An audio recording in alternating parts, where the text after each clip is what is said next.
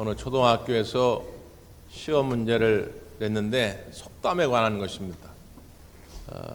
가로 안에 들어갈 단어를 쓰는 것인데, 호랑이는 죽어서 가죽을 남기고 사람은 죽어서 땡땡을 남긴다. 이 땡땡에 들어간 말을 쓰시오. 이게 문제입니다. 정답은 뭐죠? 이름입니다. 이름. 네, 유산이라고 하신 분이 있는데 굉장히 물질적인 분이요. 근데 꼭 이런 사람들이 있어요. 그래서 어떤 학생은 뭐라고 답을 썼느냐? 시체 이렇게 쓴 겁니다. 가만히 듣고 보니까 의미가 있어요. 호랑이는 죽어 가죽을 남기고 사람은 죽어서 시체를 남깁니다. 만약에 우리가 영혼이 없다고 생각한다면, 만약에 우리가 천국에 대한 확신이 없다고 생각한다면 그냥 이 땅에 시체 하나 남기고 가는 거죠.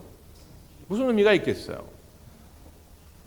근데 하나님은 우리에게 생명을 불어넣어서 영혼이 있게 하시고 이 땅의 육신의 삶이 전부가 아니라 저 천국의 소망을 두고 살아가게 하신 줄 믿습니다. 그래서 우리는 이 땅의 삶을 대충 살면 안 됩니다. 특별히 오늘 우리가 감리교회 전체가 지키는 평신도 주일입니다. 감리교 사회평신도국에서 평신도 주일 자료집을 보내주셨는데, 거기에 보니까 이 평신도 주일의 의미에 대해서 이렇게 아주 간단하게 설명을 해 놓으셨더라고요. 평신도 주일은 평신도가 자신의 정체성과 사명을 재인식하고 결단을 새롭게 하는 계기인 동시에 그리스도 안에서 평신도를 새롭게 정립하는 평신도의 생일입니다. 이렇게 정의를 해놓았어요. 그러니까 이 평신도 주일은 평신도의 생일이다, 그런 말이죠. 그런 의미에서 여러분 생일 축하드립니다. 근데 평신도 생일인데 생일이라고 좋아만 할 게 아니라 이 두 가지에 대해서 다시 한번 점검을 해야 되는데, 평신도 주일은 뭐냐? 평신도의 정체성과 사명을 재인식하는 날이다, 그 말이에요. 그러니까 평신도란 누구냐 말이죠. 평신도의 사명은 무엇이냐, 그 말이죠. 이걸 알려면 평신도라고 하는 용어에 대한 공부가 좀 필요한데요. 초대교회 당시에는 잘 쓰지 않던 용어입니다. 성경에도 자주 등장하진 않는데, 이 평신도는 말이 헬러 라오스라는 단어에서 왔거든요. 라오스라고 하는 말은 영어로 하면 크라우드, 피플 이렇게 번역이 됩니다. 그러니까 우리말 성경으로 번역할 때는 군중들, 무리들, 사람들 이런 말로 번역이 돼요. 이 라오스에서 영어 레이맨이라는 단어가 나오는데, 이것도 역시 그냥 마찬가지로 군중들, 무리들 그런 뜻이거든요. 그런데 이것이 점차 교회가 제도화되면서 하나의 직분, 직함을 나타내는 말로 쓰여집니다. 특별히 중세 교회에 들어서면서 교회는 교회 안의 사람들을 수직 관계 속에서 계급화하기를 시작합니다. 그래서 맨 위에 꼭대기에 교황이 있고, 그 다음 추기경이 있고, 그 다음 주교가 있고, 그 다음 신부가 있고, 그 다음 평신도가 있는 거예요. 특별히 두 그룹으로 나누면 크게 사제 그룹이 있고 평신도 그룹이 있는 거예요. 이건 수직적이어가지고 감히 평신도가 사제 그룹에 도전할 수가 없는 겁니다. 그래서 사제들처럼 기도할 수도 없었고, 사제들이 보던 성경도 평신도들은 보지 못하게 했어요. 그럼 라틴어로만 되어지는 성경이 있어가지고 평신도들은 읽을 수도 없었습니다. 그러니까 중세교회 때는 이 평신도라고 하는 용어가 사제와 계급적으로 차별하기 위한 하나의 용어였다, 그 말이에요. 그래서 지금도 어떤 분들은 교회 내에서 평신도라는 말을 쓰지 말자 이렇게도 주장하기도 합니다. 그런데 여기서만 끝난 게 아니고, 왜 이 평신도라고 하는 단어가 중요해졌느냐? 바로 종교개혁 이후에 중요해진 것입니다. 마틴 루터가 종교개혁을 일으키면서 교회 안에 이렇게 수직화되어져 있는 모든 서열들을 수평적으로 재배치한 겁니다. 그래서 목사가 평신도보다 높은 것이 아니라 그냥 수평적인 관계에 있는데 목사와 평신도의 직무, 역할이 다르다라고 주장하기를 시작한 것이죠. 그래서 마틴 루터를 따르는 이제 많은 우리 개신교, 우리가 소위 말하는 장로교, 루터교, 성결교, 성공회, 우리 감리교 이런 개신교 애들은 교회 안에 이 모든 직분을 수직으로 놓지 않습니다. 목사, 장로, 권사, 집사 그리고 일반 성도 이런 수직적인 관계가 아니라 이건 그저 다 수평적 관계예요. 이거를 마틴 루터와 우리 존 웨슬리 목사님 또 칼빈 이런 종교개혁가들이 목숨을 걸고 주장하고 지켜낸 겁니다. 목숨을 걸고 이걸 지켜냈는데 이제 이걸 다시 거꾸로 수직화하려는 사람들이 있어요. 교회 안에서 말이죠. 우리의 직분은 절대로 수직적인 계급의 자리가 아니다 그 말이에요. 그냥 목사는 목사의 직무가 있는 것이고 우리 장로님은 장로님의 역할이 있는 것이고 권사님은 권사님 역할이 있는 거예요. 네? 누가 더 위에 있고 이런 것은 없다 그 말이죠. 그런 의미에서 이 평신도 역할을 우리가 좀 더 깊이 있게 연구하게 됐고 생각하게 된 거예요. 특별히 많은 개신교회 가운데 우리 존 웨슬리 목사님의 감리교 부흥 운동에서 평신도 역할이 많이 대두되게 됩니다. 왜냐하면 이제 웨슬리 목사님이 영국에 있다가 미국으로 건너가서 선교를 하게 되는데 선교하다 보니까 이제 막 사람들이 오잖아요. 교회가 이제 부흥이 되잖아요. 그러다 보니까 웨슬리 목사님 혼자 할 수가 없는 거예요. 그렇다고 영국에서 급하게 사람이 올 수도 없습니다. 배 타는데 두세 달이 걸리는데 그 시간상 기다릴 수도 없어요. 그러니까 웨슬리 목사님이 평신도들 가운데 훈련을 시켜가지고 그들에게 해중 기도도 하게 하고 해중 설교도 하게 하는 것이죠. 지금은 장로님 권사님들이 여기 올라와가지고 이렇게 해중 기도하는 게 뭐 아무렇지도 않잖아요. 근데 그때 당시만 해도 상상할 수 없는 일이에요. 성직자가 아닌 사람이 감히 제단에 올라와가지고 기도를 해? 말도 안 되는 일이었단 말이죠.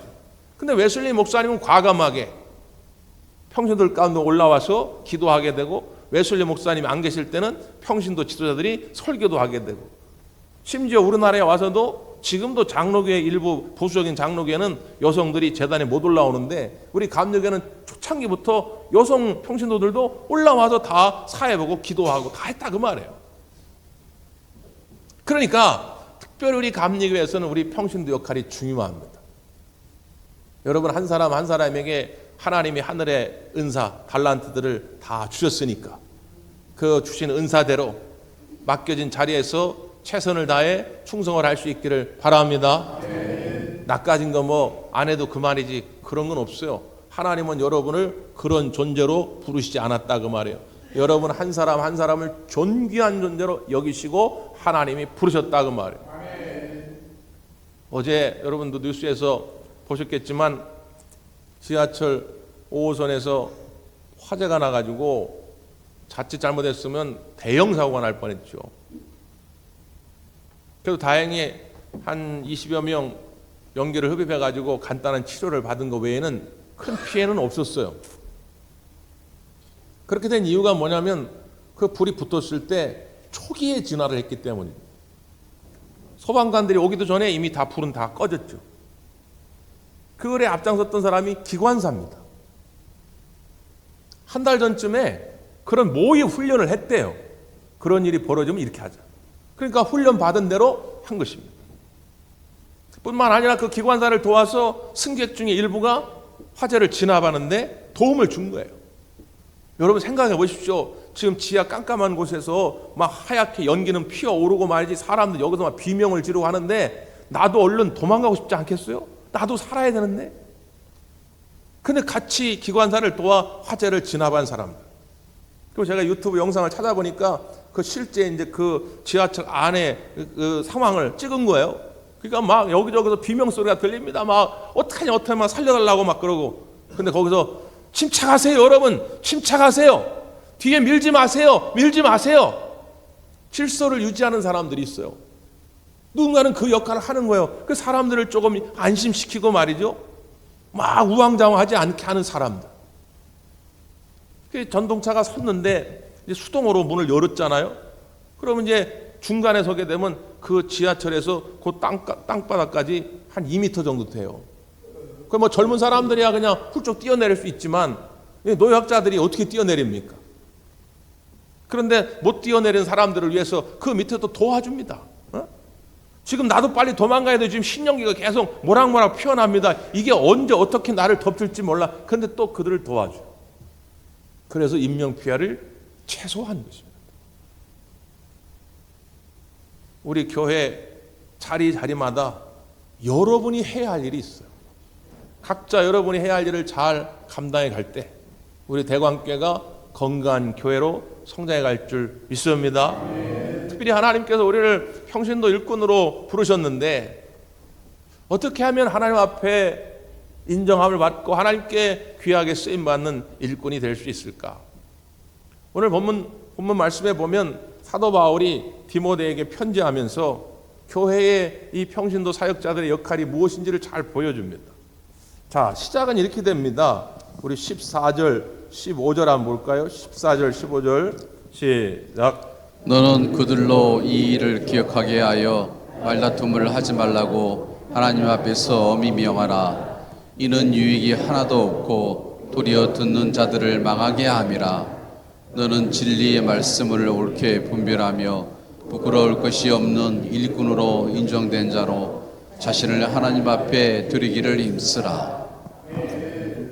너는 누굽니까? 디모데죠. 그들은 누굽니까? 앞에 2절에 보니까 또 내가 많은 증인 앞에서 내게 들은 바를 충성된 사람들에게 부탁하라. 그들이 또 다른 사람들을 가르칠 수 있으리라 말합니다. 여기 충성된 사람들에게 부탁하라 그랬는데 그 충성된 사람들이 그들이에요. 그러니까 디모데가 지금 에베소 교회에서 목회를 하는데 그 디모데를 도와 교회를 잘 섬기던 충성된 사람들이 있었다는 거예요. 그래서 그 충성된 사람들을 잘 권면하라, 잘 가르치라. 그럼 그 충성된 사람들이 또 다른 사람들을 권면하고 가르치게 될 거다 그 말이에요. 그러니까 지금으로 말하면 사역자들입니다. 이 충성된 사람들이 바로 평신도 일꾼들이에요. 자, 그들에게 말다툼을 하지 말라고 하나님 앞에서 엄히 명하라 이렇게 말합니다. 그러니까 지금 에베소 교회 안에 거짓 교사들이 들어왔어요.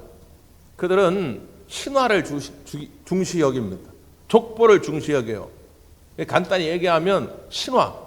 내가 40일 동안 금식하고 저 지리산에 올라가서 기도하다가 내가 하나님을 만났다. 하나님이 신수염 있더라. 이 신수염. 사랑하는 아들아 내가 너와 함께 하리라. 너 그런 거 있어? 너 없지? 넌 가짜야. 그러니까 너는 믿음이 선차는 거야. 야, 네가 목사면 뭐고 장로면 뭐고 권사면 너 그런 거 없잖아. 막 자기들의 어떤 신화, 이런 신비한 체험들을 막 강조하고 다른 사람들을 멸시하고 그러는 거예요. 족보, 야 나는 엘리야의 족보야, 나는 에레미야의 족보야, 나는 모세의 족보야. 확인도 안 돼요. 우리나라 사람들 지금 다 조사해 보면 99%가 다 양반 집안이었대. 그러면 상민은 누구예요? 평민은 누굽니까? 백종은 누구예요? 다 여기 있어요. 여기 있는데 물어보면 다 양반이었대. 그러니까 예배소 교회 이 거짓교도 와가지고 확인도 안 되는데 나는 모세의 후예고 나는 에레미야의 후예고 막 엘리야의 후예고.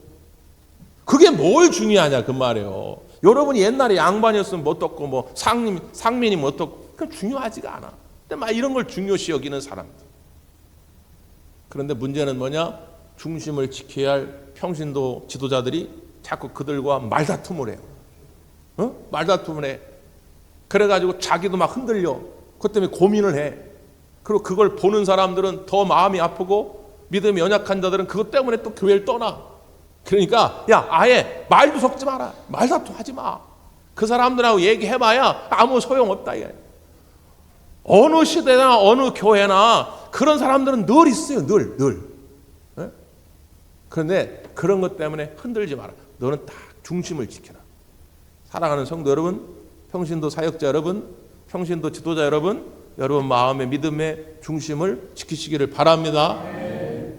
그런 것들이 와가지고 막 나를 혼란시켜도 그것 때문에 낙심할 필요도 없고 흔들릴 필요도 없다는 거예요. 그러면서 이 디모데에게 다시 권면한 거죠. 디모데에게는 너는 진리의 말씀을 옳게 분별하며 부끄러울 것이 없는 일꾼으로 인정된 자로 자신을 하나님 앞에 드리기를 힘쓰라 말합니다. 이건 특별히 목회자, 전도자들에게 준 사명일 수도 있어요. 그러나 이 시대에 이 말씀을 옳게 분별하는 이 은사는 우리 모두에게 필요한 거 아닙니까? 그 말씀을 잘 분별해가지고 성도들을 잘 옳은 길로 인도해 가는 것, 이게 전도자의 사명이고 목회자의 사명인데, 특별히 부끄럽지 않도록, 부끄럽지 않는 인정받는 일꾼이 되라는 거예요. 이 말이 무슨 뜻일까요?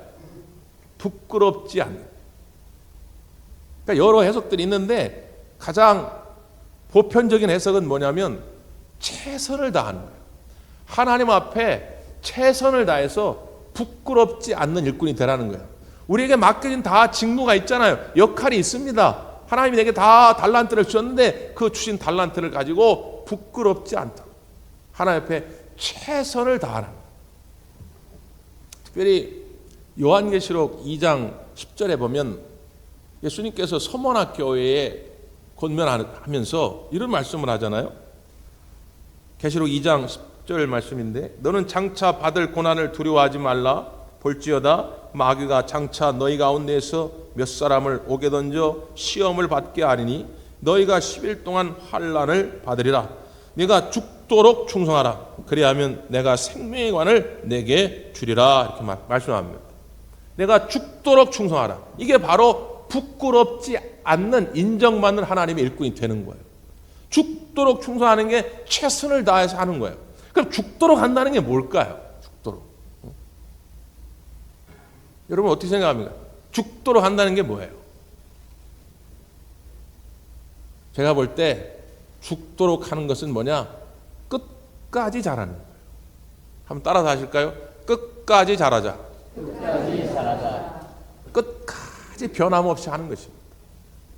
서머나 교회에 예수님이 왜 이 말씀을 권면하는 거예요? 서머나 교회 장차 10일간의 환난이 올 거라는 거예요. 그럼 그 환난 속에서 교인들 가운데 일부가 끌려가서 고초를 당한다는 거예요. 일부는 사망할 수도 있어요. 순교할 수도 있다고 말해요. 그럼에도 불구하고 너희들은 죽도록 충성하라. 변하지 말고 끝까지 충성하라는 거예요. 그리하면 내가 너에게 생명의 면류관을 주리라. 이렇게 말씀합니다. 끝까지 잘하셔야 돼요. 모두가 다 끝까지 잘하면 좋을 텐데 그렇지 못한 사람들이 있거든요. 대표적인 사람들 두 사람을 언급합니다. 한번 볼까요? 17절입니다. 17절. 시작. 그들의 말은 악성 종양이 퍼져나감과 같은데 그 중에 후메네오와 빌레도가 있느니라. 후메네오와 빌레도를 언급합니다. 여러분 후메네오 아세요? 본 적 있어요? 빌레도 아세요? 본 적 있어요? 본 적도 없잖아요. 근데 이 두 사람은 2000년 동안 거짓 선지자의 대표 명사로 교회를 해방하고 교회를 어지럽힌 대표 인물로 지금까지 소개되는 거예요. 호랑이는 죽어 가죽을 남기고 사람은 죽어 이름을 남게 하는데 이름을 아무렇게나 남기면 안 됩니다. 이 두 사람처럼 남기면 안 돼요. 그 사람은 야 말도 마라. 그 사람은 그 하나님 나라의 해방꾼이었어.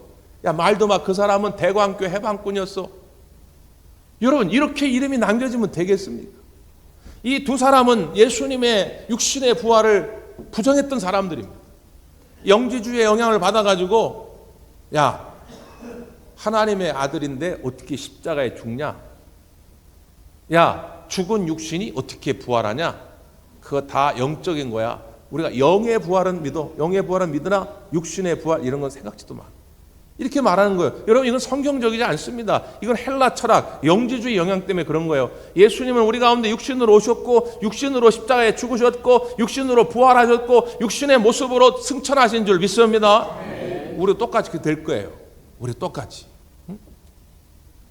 근데 이 후메네오 빌레도가 얼마나 또 말을 잘하는지, 이 헬라 철학에 빠진 사람들이 말을 잘해요. 와가지고 여기저기 다니면서 집사님 건 집사님이 몰라서 그런 거야. 목사님이 무식해가지고 잘못 가르치는 거예요. 목사에게 들을 필요도 없어. 다니면서 막 여기저기 막. 이 두 사람 때문에 에베소 교회가 얼마나 혼란을 겪는지 모릅니다. 오늘 기왕이면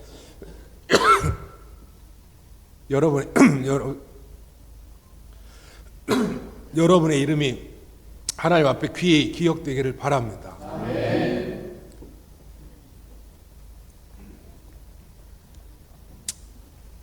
20절 21절 한번 읽겠어요. 20절 21절 시작. 큰 집에는 금그릇과 은그릇뿐 아니라 나무 그릇과 질그릇도 있어 귀하게 쓰는 것도 있고 천하게 쓰는 것도 있나니 그러므로 누구든지 이런 것에서 자기를 깨끗하게 하면 귀히 쓰는 그릇이 되어 거룩하고 주인의 쓰임에 합당하며 모든 선한 일에 준비함이 되니라. 아멘. 아멘. 너무 중요한 이야기를 강조하려다 보면 그냥 저 혼자 흥분이 돼가지고 살해에 걸리는데 여러분 아무리 교회를 어지럽히는 세력들이 있다 할지라도 오늘 그 앞에 읽진 않았지만 19절에 그러나 하나님의 견고한 터는 섰으니 인침이 있어 일렀을 때에 주께서 자기의 백성을 아신다 하며 또 주의 이름을 부르는 자마다 불의해서 떠날지어다 하였느니라 말씀합니다. 무슨 이야기예요? 하나님이 교회를 지키신다는 거예요. 인쳤다. 우리가 흔히 속된 말로 야, 너 찜했어? 야, 이건 내 거야. 내가 침 발랐어? 그러잖아요. 인쳤다고 하는 건 이게 도장 찍었다는 거예요. 하나님의 소유가 됐다. 이 말은 하나님이 책임져 주신다는 거예요. 하나님 우리 대광교회를 책임질 줄 믿습니다. 그러면서 우리에게 권면하는 건 뭐냐? 너희는 깨끗한 그릇이 되라는 거예요. 집집마다 금그릇 있고 은그릇 있고 나무그릇 있고 질그릇 있는데 그거 다 쓰임새가 있겠죠? 목사가 만약에 여러분 집에 신방을 간다면 이 그릇들 가운데 어떤 그릇으로 대접하겠습니까? 확신이 없으신데? 여러분 집에 금그릇이 있고 은그릇이 있고 나무그릇이 있고 질그릇이 있는데 목사가 신방 가면 어느 그릇에다가 음식을 담아주겠어요? 거짓말도 잘하시네. 아니 금그릇, 은그릇, 나무그릇, 질그릇 있는데 다 쓰임새가 있는데 예수님 오늘 본문의 말씀에 우리에게 뭘 말하고자 하는 것이냐? 그게 중요한 것이 아니더라는 거예요. 하나님은 금그릇이냐 은그릇이냐 나무그릇이냐 질그릇이냐 중요하지 않더라는 거예요. 어떤 그릇을 쓴다는 거예요? 깨끗한 그릇을 쓴다. 그게 정답이더라는 거예요. 예를 들어 제가 만약에 신방을 갔어요. 근데 신방 가기 전에 여러분이 금그릇에다가 음식 다 먹고 이제 잠반 다 하거든. 담아놓은 거예요. 그 음식물 쓰레기가 가득해. 그거 가지고 이렇게 대접하지 않잖아요, 여러분이. 깨끗한 그릇에다 대접을 하는 것처럼 교회 안에는 금그릇 같은 사람도 있고 은그릇 같은 사람도 있고 나무그릇 같은 사람도 있고 질그릇 같은 사람도 있다는 거예요. 우리가 인간적인 관점으로 볼 때 그렇다는 거예요. 저분은 참 경제적으로도 풍요하고 생긴 것도 잘생기고 말도 잘하고 똑똑하고 능력 있고 리더십도 있고 그러니까 우리가 볼 때 그렇다는 거예요. 근데 하나님은 그게 중요하지 않다는 거예요. 그런 걸로 쓰시지 않는다는 거예요. 하나님이 쓰시는 방법은 뭐라고요? 깨끗한 사람을 쓴다는 거예요. 그럼 어떤 사람이 깨끗한 사람입니까? 여러 가지로 소개할 수 있겠지만 제가 한 사건만 소개하면 다니엘서에 보면 다니엘의 세 친구가 등장하죠. 사드락, 메삭, 아벳느고입니다. 느부갓네살 왕이 어느 날 금 신상을 만들어 놓고 그 금 신상에다가 다 절을 하라는 거예요. 근데 절하지 않는 자는 다 풀무불에 던져 죽이겠다는 거예요. 이 다니엘의 세 친구가 너무 일을 잘해. 그러니까 주변 사람들이 시샘이 나가지고 이 세 사람을 함정에 빠뜨리려고 일부러 이런 조서를 꾸미게 한 것이거든요. 그런데 사드락, 메삭, 아벳느고는 하나님을 섬기는 자이기 때문에 금신상에 절할 수가 없는 거예요. 근데 왕이 부른 거죠. 야, 내가 너희들 아끼는 신한데 너네 이러면 안 된다. 너희들 예외가 없어. 너희들 내가 만든 이 금신상에 절해. 너 안 그러면 내가 너희들 아무리 아낀다 할지라도 니네도 다 푸른불에 던져 죽일 수밖에 없어. 그때 이 세 친구들이 하는 말이죠. 여러분 잘 아시는 말씀인데 그대로 소개하면 왕이여, 우리가 섬기는 하나님이 계시다면 우리를 맹렬히 타는 풀무 가운데에 능히 건져내시겠고 왕의 손에서도 건져내시리이다. 하나님이 함께 계시다면 왕의 손에서 그리고 저 풀무불 가운데서 하나님이 건져주실 것이다. 근데 그 다음 말이 더 멋지죠. 그렇게 하지 아니하실지라도 왕이여 우리가 왕의 신들을 섬기지도 아니하고 왕이 세우신 금 신상에게 절하지도 아니할 줄을 아옵소서. 하나님이 우리를 저 푸른 불 가운데 건져주실 거지만 그렇게 하지 아니하실지라도 우리는 하나님을 배신할 수 없습니다. 하나님을 등줄 수 없습니다. 우리는 절대로 우상의 왕의 신상에 절할 수 없으니 왕이여 그렇게 아옵소서. 이건 죽음을 각오한 고백이거든요. 이게 깨끗한 거예요. 평신도 사역자로 교회 일꾼으로 헌신하고 충성하다 보면 때론 손해와 희생이 따를 수도 있지요. 여러 가지 유혹과 또 외부적인 핍박이 있을 수도 있습니다. 그러나 그때마다 주님, 나는 그래도 주님을 배신하지 않겠습니다. 나는 예수님만 끝까지 사랑하겠습니다. 난 예수님만 끝까지 죽도록 충성을 다하겠습니다. 이게 깨끗한 마음이죠. 여러분 모두가 다 깨끗한 그릇이 되어서 하나님 앞에 귀히 쓰임받게 되기를 간절히 바랍니다. 기도하겠습니다.